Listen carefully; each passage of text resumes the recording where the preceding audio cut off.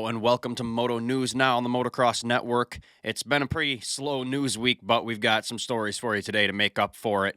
So in today's video, we've got some stories from both sides of the pond. We're going to start in Monster Energy Supercross. We have Pierce Brown's results being audited and changed. Then we have Chase Sexton talking about his mechanic, defending him and clearing up the rumors. Finally, we have some rumors regarding Max Anstie moving to a factory team. We'll get into that. And on to MXGP, we have Jeffrey Herlings confirming injuries that he sustained back in Sardinia. So let's get into this. All right, starting with Troy Design's Red Bull Gas rider, Pierce Brown. The Philadelphia Supercross event was loaded with captivating narratives throughout the day. In a pivotal moment during the 250 main, Pierce Brown found himself in third place. That would have been his best finish of the year.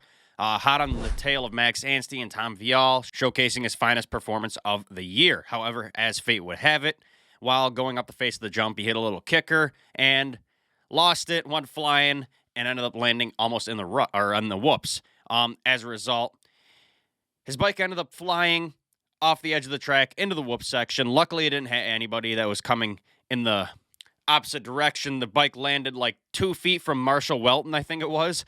But yeah, his bike went flying, do some cartwheels. Miraculously, it avoided everybody, and Pierce Brown was fine. So that was good, but for those who don't remember, here's a clip.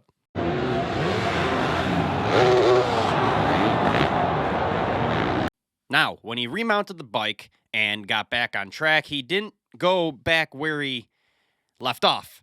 He actually got back in the whoop section, and instead of going back around the landing of the finish line, he went back through the whoops, back into the final turn, and over the finish line again. This was later found to cause a problem with timing and scoring. The AMA does a timing and scoring audit every Monday after the race. That's when they found this issue.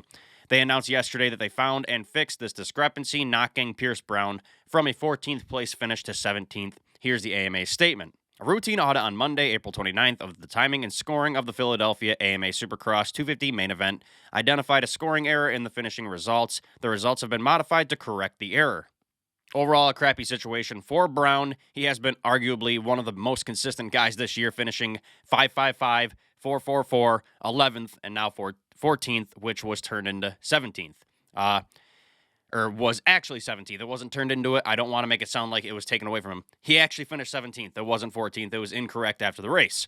Had he not crashed and secured the podium finish, it would have helped him in the points immensely. Hopefully he rebounds in Salt Lake City at the finale. We're wishing you luck, Pierce Brown. All right, before we get into the next story, this video is brought to you in part by Blood Lubricants. Blood has sponsored me for the past couple months. They're an incredible company. They have a variety of premium motocross maintenance products, such as their chain lube. They also have their newest product, their best product, Clutch RX engine oil. Why choose this engine oil, you may be asking? Well, firstly, it prevents clutch slippage. Secondly, it extends the lifespan of your clutch and your engine. So go grab some. If you're not convinced, well, I'd like to mention that Blood's Clutch RX is Chris Kiefer tested and approved. So if you don't trust me, Chris is the Moto test master. So if he likes it, something must be right with this stuff. For a limited time, save 25% on bloodlubricants.com. Site-wide, anything, using my code TMN25. Links in the description. Go check them out. Thank you, Blood, for sponsoring me. All right, on to the next story. One of the major headlines coming into Philadelphia Supercross was that defending champion, Red Bull KTM rider, Chase Sexton's mechanic, left the team on good terms. Now, this caused quite the commotion online, as it seemed kind of coincidental that Sexton had a big get-off in Nashville, which was later blamed on a rock hitting his throttle body, thus causing it to get stuck.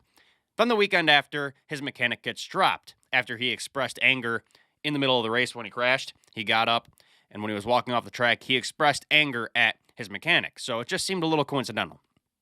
Now, I still think that the story is a bit sketchy, and I feel they're hiding something regarding the rock hitting the throttle body thing, but that's what we got from the official KTM press release, so we'll have to go with it. All week, the popular opinion was that Sexton's mechanical issue in Nashville must have been Zimmerman's mistake, thus resulting in his firing. Well, Sexton came out yesterday and shut down this notion for good, releasing a statement on his former mechanic. In regards to Brandon Zimmerman, Sexton said, quote, "I have nothing but love for Brandon, and he will always be a super important person to me. I want to thank him for everything, and I had the best time working with him. I wanted to come out and clear the air that us not working together had nothing to do with the throttle in Nashville. That was a freak incident and no one's fault. This was a decision made independently by the team and Brandon. Zimmerman is an awesome mechanic, and I wish him the best on his next endeavors." Now, I'm glad Chase came out and backed his former mechanic. That's a true sportsman right there. Now, it wasn't just him that backed Zimmerman. There were some riders that commented on him, backing him too. One of the most prominent was Adam Cianciarulo. He said, quote, "BZ is a man, hard worker, and a true professional. Stoked you guys accomplished so much together." So it wasn't just Sexton that liked him as a mechanic. Cianciarulo liked him as a mechanic as well. It's good to see these guys come out and back Brandon. I hate to see everyone blindly hating on a guy without any context. KTM, as everyone knows, is pretty aggressive. They hide everything regarding the internal operations and decisions with the team, so we will never know what really happened on this. I'm assuming we'll never know anyway. Now, I would like to know the real reason behind his firing, as it's kind of weird to fire a guy with 2 rounds in a series. I mean, they had to have had some big disagreements for their partnership to end so abruptly and not make it to at least the end of Supercross, so we'll probably never know, though. Let me know what you guys think led to this. How do you feel about Sexton backing his former mechanic? Put your thoughts in the comments down below. All right, before we move on, issue number 8 of my magazine is out. Issue number 8, I shipped all the issues that MagPass subscribers were getting. Those all went out this week, so you guys should get it in the coming days.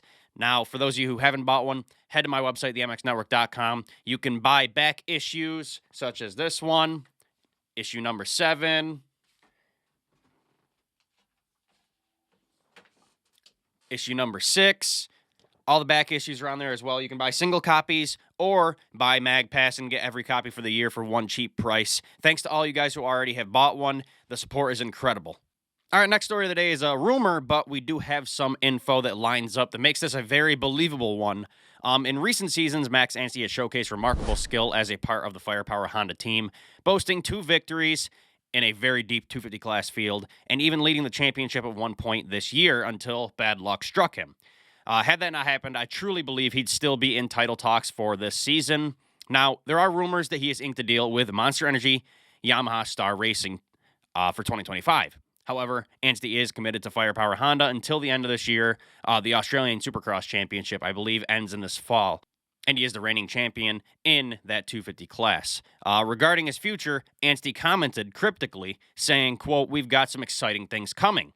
Well, you may be thinking, that's a pretty vague statement. What makes me think he's going to Star Yamaha? Well, first off, he has a history with them. Max's history with Star Yamaha dates back to 2010, and both he and the team have made a significant stride since then. A potential partnership with Star Yamaha in 2025 could be a very formidable combination. On top of that, a very reliable source, Steve Mathis of PulpMX, has mentioned it multiple times, and he believes this is the move. Steve's very accurate on his data, and he almost never gets a team move wrong. So I believe it. I'm going to take his word for it. Now, I did reach out to Max. I've talked to him multiple times. He did not respond back, at least yet, as the time I'm recording this video. But it's very typical of guys. When you ask about contracts, they don't respond. We know they can't answer, but we ask anyway. I did the same thing a couple years ago back when he moved to Firepower Honda. I heard rumors about it. I messaged him, and his response to me was basically like, I can't say anything, but something big is coming. So that's usually what happens. They don't give us a true answer anyway. Now, I personally think this is a very real possibility. Star Yamaha is always looking for champions, and Anstie has proved that he can be a contender. Can you imagine what he could do on a factory ride? I mean, he's been on satellite teams since he came back to the United States, and it's been truly incredible. So what are your guys' thoughts on this? Will Max stick with Firepower Honda, a team he's proved to make work, or can he make the move to Monster Energy Star Racing Yamaha in 2025? All right, final story of the day, MXGP one. We have an update on the Bullet, Red Bull KTM's Jeffrey Herlings. Back at MXGP of Sardinia, the Dutchman, Jeffrey Herlings, had a crash in practice, I believe it was. I don't think it was qualifying. I believe it was practice. After the race, he said he believed he cracked some ribs or even broke them. He got a scan done and didn't find anything. They believed it might have been bruising or cracked ribs, so nothing to worry about. So he continued to race, obviously not up to speed, but he has been pushing through the pain. Jeffrey Herlings announced yesterday that he did indeed break 4 ribs in his crash in Sardinia. Herlings continued to have pain and therefore did another scan. They found that it was True, he had broken 4 ribs. Now, with this injury, Herlings still rode the MXGP of Arco di Trento in Trentino, Italy at Pietramarata. Then he raced the Dutch Masters in Markelo and the British Championship in Lyng. Herlings took to social media in an Instagram story to announce this, saying, quote, "For the people saying I didn't actually break my ribs in Sardinia and that it's just an excuse, yeah, on the scan, they are already healing a bit, as I found out by last week, and it's already 4 weeks ago." Along with that, he provided a video of said scan. I'll throw that up on screen right now. But yeah, to all the haters saying he was just making excuses, he wasn't riding good, so it was just an excuse, well, there's the proof. He's got the scans. What makes it impressive, though, is how well he's been faring racing with said injury. I've had broken ribs. They suck. You can't breathe. Every move you make hurts. So for him to race like he's been is pretty incredible. He finished 3rd overall the weekend. He broke them in Sardinia, then 6th overall in Trentino, and as I mentioned, he did some off-season racing. On top of that, again, performing great at the Dutch Masters finale. He went 3-1 for 2nd overall on the day, winning the championship in the Dutch Masters. Then at the opening round of the British Championship in Lyng, he won that as well. So yes, I know he's had a rough start to 2024, been pretty inconsistent, not the Herlings we used to know, but he was off for a year, cut him some slack, and now he's dealing with another injury, so more inconsistency. But I thoroughly believe that he's on the right path.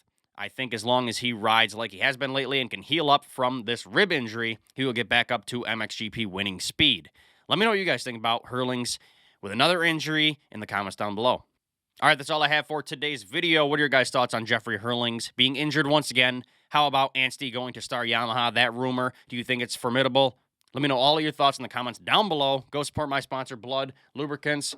They got a whole bunch of stuff there. Go support my sponsor. And if you haven't already, go snag a copy of my magazine. Huge thanks to all you guys who already did. Anyway, all that info is in the description down below. Thank you guys for watching, and I'll see you in the next video.